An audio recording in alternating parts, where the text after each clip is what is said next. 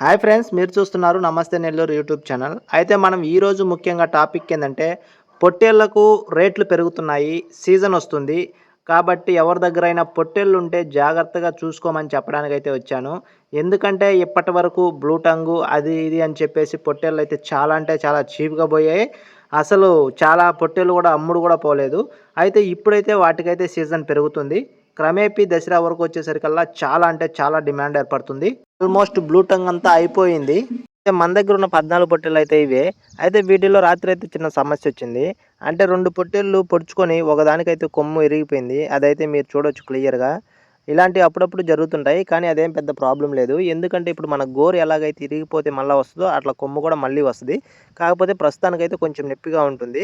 అయితే దానికి గూడా అలానే జరిగింది. కొమ్మయితే పూర్తిగా ఇరిగిపోయింది. దానికి గూడా మేము ఫస్ట్ ఎయిడ్ అయితే చేస్తాము తప్పనిసరిగా. ఆ కొమ్ము ఇరిగిపోయిన దానికి మేమేం వైద్యం చేశామన్నదైతే లాస్ట్‌లో చూపిస్తాము. అయితే ప్రస్తుతానికైతే మన దగ్గర ఉన్న 14 పొట్టేళ్ళు, ధర విషయాలు వాటి గురించి చాలామందైతే అడుగుతున్నారు.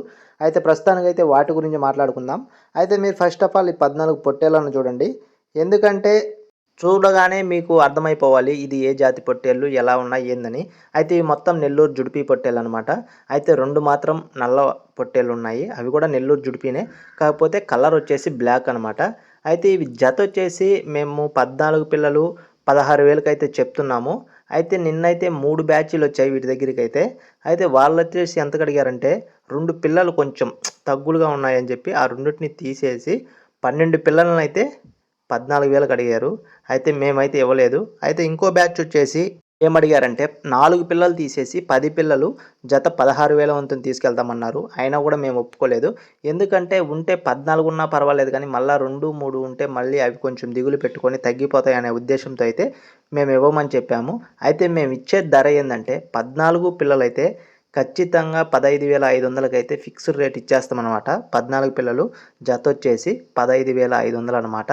అంటే మీకొచ్చేసి ఒక పిల్లొచ్చేసి 7,500 పైన పడుతదనమాట. అయితే అలా అయితే ఇస్తామే తప్ప తక్కువైతే ఇచ్చేదే లేదు. అలా ఎవరికైనా జత 15,500కి రీజనబుల్ అనుకుంటే మన అడ్రస్‌కి మన ఛానెల్ నంబర్ ఉంటుంది. మన అడ్రస్ చెప్తామనమాట. అక్కడికొచ్చి కావాలంటే తీసుకెళ్ళొచ్చే తప్ప తక్కువైతే మాత్రం ఇచ్చేదే లేదు. బార్గెయినింగ్ 100% ఉండదు. ఎందుకంటే మనం ఎక్కువ చెప్పి తగ్గించడం ఇలా ఏం చేయలేదు. మనం ఫిక్స్డ్ రేట్ చెప్పేసామనమాట. కాబట్టి బేరాలేముండవు. ఫిక్స్డ్ రేటే ఇది 15,500 అనమాట. ఎవరికైనా కావాలనుకుంటేనే కాల్ చేయండి. అయితే మన దగ్గర ఉన్న మేకలు, మేకపోతులు ఇవన్నీ కూడా ఒకటే దొడ్లో తోలడంతో రాత్రి అసలు ఏదేది పొడుచుకొని దేనికి ఏమైందని కూడా మనకు అర్థం కాలేదు. పొద్దున్న లేచేసరికైతే పొట్టేలుకైతే కొమ్మిరిగేసుంది. అదిగో చూడండి మీరు అలా ఇరిగిపోయింది. మనమైతే చూడలేదు. పొట్టేలు పొడుచుకునిందా లేకపోతే పొట్టేలు పొడుచుకునిందా అనేది మనకైతే తెలీదు. కాకపోతే పొద్దునకైతే డ్యామేజ్ అయి ఉండింది. అన్నీ ఒకటే దొడ్లో తోలబట్టి ఇలాంటి సమస్యలొస్తుంటాయి. ఇవి సాధారణమే. అదేం పెద్ద అనుకోవాల్సిన విషయమేం కాదు.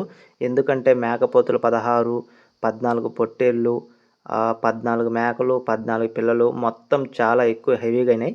అయితే ఈరోజైతే మనుషుల్ని పెట్టి ఇంకొక దొడ్డేసేదానికైతే ప్రయత్నం చేస్తాము. ఇన్ కేస్ ఒకవేళ అమ్ముడు పోతే అవసరం లేదు. అమ్ముడు పోకుంటే మాత్రం ఇంకో దొడ్డేస్తాము.